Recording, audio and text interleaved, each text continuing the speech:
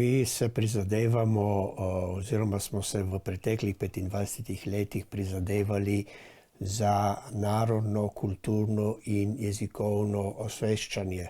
Iz zgodovine vem, da v Kanalski dolini do konca Prve svetovne vojne Italijanov ni bilo. So bili Slovenci, Nemci porazdeljeni po posameznih vaseh.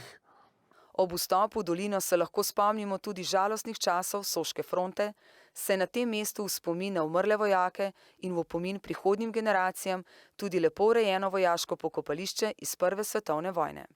Mejo pri Ratečah je ohranila že leta 1918 Šefmanova četa borcev za severno mejo.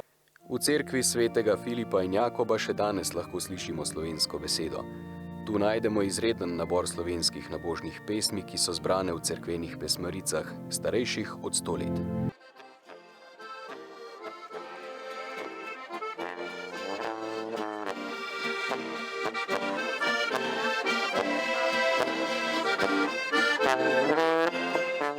Kuški vaški žegen, pravimo mi vaški praznik. Na dan svetega Filipa in Jakoba se pripravi ta velika veselica. To je zelo pomembno, ker so že odvedno prihajali ljudje, ko so bili na planinah, so se na ta dan družili in tako ustvarili ta lepi dogodek.